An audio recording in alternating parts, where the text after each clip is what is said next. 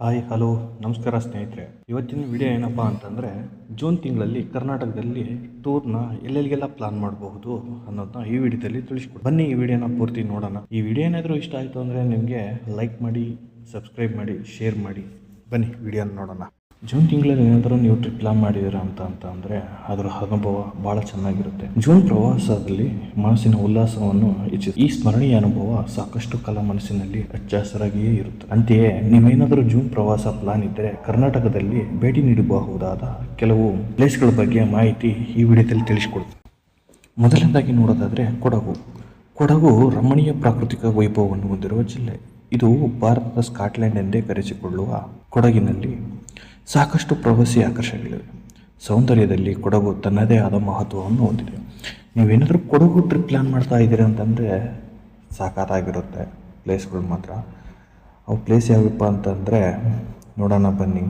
ನೀವು ಕೊಡಗಿನಲ್ಲಿ trip plan ಮಾಡಿದರೆ Mandalpatti, Dubare elephant camp, Raja seat, Abbey water falls, golden temple, Iruppu falls, Mallalli falls, Omkareshwara temple, Talakaveri, Kote Betta, ಇನ್ನು ಮುಂತಾದ ಹಲವು ಪ್ಲೇಸ್ಗಳನ್ನ ನೀವು ಕೊಡಗಿನಲ್ಲಿ ನೋಡಿ ಕಣ್ತುಂಬ್ಕೋಬೋದು.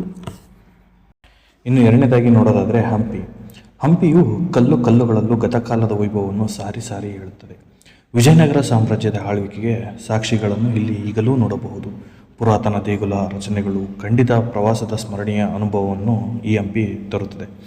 ಹಂಪಿ ನೀವು ವಿಸಿಟ್ ಮಾಡಿದರೆ ಅಂತಂದರೆ ಹಂಪಿಲಿ ಕೆಲವೊಂದು ಪ್ಲೇಸ್ಗಳು ನೋಡ್ಬೋದು. ತುಂಬ ಪ್ಲೇಸ್ಗಳಿದ್ದಾವೆ, ಅದರಲ್ಲಿ ಕೆಲವು ಮಾತ್ರ ಹೇಳ್ತಾ ಇದ್ದೀನಿ. ಅದರಲ್ಲಿ ಯಾವುದಾದಂದರೆ Virupaksha temple, lotus Mahal, Hampi Shri Krishna Swami temple, next Tungabhadra dam, Matangi hills, ಅಜರಾಮರ ಟೆಂಪಲ್, ಇನ್ನೂ ಸಾಕಷ್ಟು ಹಂಪಿಯಲ್ಲಿ ನೋಡ್ಬೋದಂಥ ಪ್ಲೇಸ್ಗಳಿದೆ. ಜೂನ್ ತಿಂಗಳಲ್ಲಿ ಬೆಸ್ಟ್ ಪ್ಲೇಸ್ ನೋಡಬೇಕು. ಇನ್ನು ನಾವು ಮೂರನೇದಾಗಿ ನೋಡೋದು ರಾಜಧಾನಿ ಬೆಂಗಳೂರಿನ ಪ್ರವಾಸವು ಅದ್ಭುತ ಅನುಭವವನ್ನು ತರುತ್ತದೆ.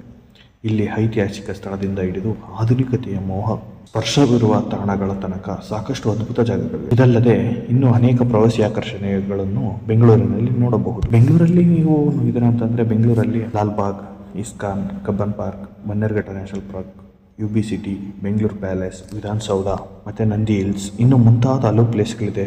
ಜೂನ್ ತಿಂಗಳಲ್ಲಿ ಚೆನ್ನಾಗಿರುತ್ತೆ. ಬೆಂಗಳೂರನ್ನ ಒಂದ್ಸರಿ ವಿಸಿಟ್ ಮಾಡಿ. ಇನ್ನು ನಾವು ನಾಲ್ಕನೇದಾಗಿ ನೋಡೋದಾದರೆ ಮೈಸೂರು. ನಮ್ಮ ಸಾಂಸ್ಕೃತಿಕ ರಾಜಧಾನಿ ಮೈಸೂರು ಕೂಡ ವೈಭವದಲ್ಲಿ ಯಾವುದೇ ಅದ್ಭುತ ತಾಣಗಳಿಗಿಂತಲೂ ಕಡಿಮೆ ಏನಿಲ್ಲ. ಜೂನ್ ಪ್ರವಾಸಕ್ಕೆ ಮೈಸೂರನ್ನೂ ಆಯ್ಕೆ ಮಾಡಿಕೊಳ್ಳಬಹುದು. ಇಲ್ಲಿ ಭೇಟಿ ನೀಡುವಂತಹ ಸಾಕಷ್ಟು ಅಪೂರ್ವ ಸ್ಥಳಗಳು ಇವೆ. ನೀವು ಮೈಸೂರಿಗೆ ಭೇಟಿ ನೀಡ್ತೀರಾ ಅಂದರೆ ಕೆಲವೊಂದು ಪ್ಲೇಸ್ಗಳು ಮೈಸೂರಲ್ಲಿ ತುಂಬ ಪ್ಲೇಸ್ಗಳಿದ್ದಾವೆ. ಅದರಲ್ಲಿ ಕೆಲವೊಂದು ಹೇಳ್ತೀನಿ ಹೆಸರುಗಳನ್ನ ನೋಡಿ ಒಂದ್ಸರಿ ಎಂಜಾಯ್ ಮಾಡಿ ಮೈಸೂರನ್ನ ನೋಡಿಬಿಟ್ಟು. ಮೊದಲನೇದಾಗಿ ಮೈಸೂರು ಪ್ಯಾಲೇಸ್, ನೆಕ್ಸ್ಟು ಪ್ರಾಣಿ ಸಂಗ್ರಹಾಲಯ, ಚಾಮುಂಡಿ ಬೆಟ್ಟ, GRS fantasy park, railway museum, ಇನ್ನು ಮುಂತಾದ ಅನೇಕ ಪ್ಲೇಸ್ಗಳಿದೆ. ನೀವು ಮೈಸೂರು ಭೇಟಿ ನೀಡಿದರೆ ಒಂದ್ಸರಿ ನೋಡಿ ಎಂಜಾಯ್ ಮಾಡಿ.